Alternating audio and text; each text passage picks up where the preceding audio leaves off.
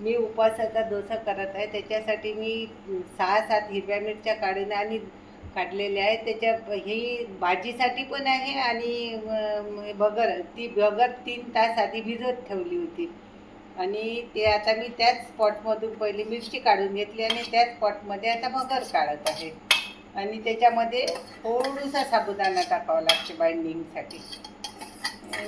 की तुम्हाला जर वाटलं की आपल्याला त्याच्यात राजगिऱ्याचं पीठ बटाटा टाकायचा ते पण टाकू शकता, पण मी भाजीसोबत करते म्हणून मी नाही टाकणार आहे. चमचा पाणी टाकायचं, 2 वाट्या.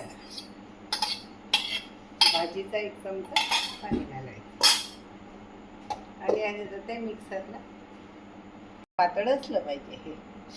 आणि आता मी डोशा याच्यामध्ये असलं पाहिजे, अशा याच्यात तेवढं पातळ पाहिजे आपल्याला डोश्याचं पीठ.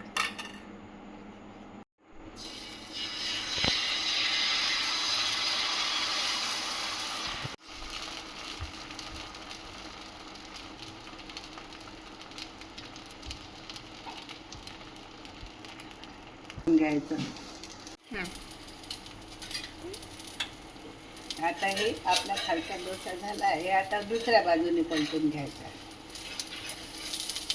आता हा डोसा झालेला आहे आपला, दुसऱ्या बाजूने पण छान झाला.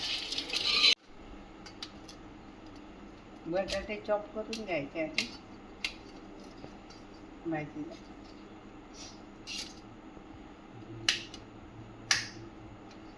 तवा गरम झाल्यावरती जिरे टाकायचे. जिरे चांगले तळतळून द्यायचे.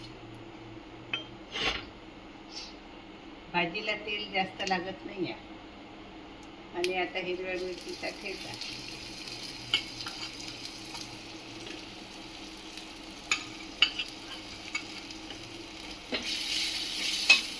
ठेचा होऊ द्यायचा चांगला.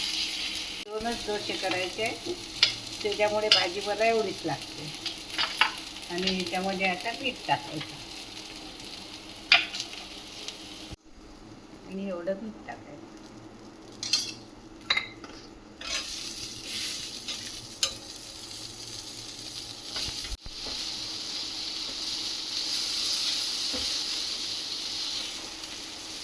आता 5 मिनिट होऊ द्यायची. वाटल्यास तुम्हाला त्यात लिंबू साखर वाटल्यास टाकायची, मला नाही टाकायची आहे. आता ही काढून घ्यायची, झाली भाजी.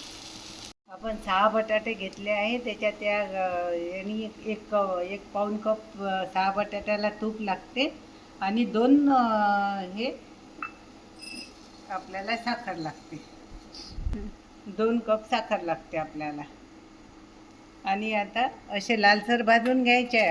बटाटा भाजायला वेळ खूप लागतो, अर्धा तास लागतो बटाटा भाजायला. आणि ही साखर टाकली आता की झाला आपला शिरा तयार. याच्यात वेलदोडे वगैरे कोणाला साखर टाकल्यानंतर 5 मिनिट होऊ द्याल. आणि एखाद्या वेळेस जर बटाटा कोरडा झाला तर त्याच्यात थोडं दूध पण टाकावं लागतं. आता माझा छान सैल आहे तूप जास्त असल्यामुळे, तर मला दूध टाकायची आवश्यकता नाही आहे.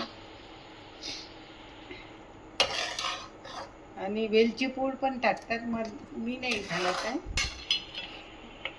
आपण जेव्हा साखर टाकतो त्याच्यानंतर 5 मिनिट एकसारखं ढवळत राहावं लागतं, नाही तर ते खालून लागून यायची भीती असते.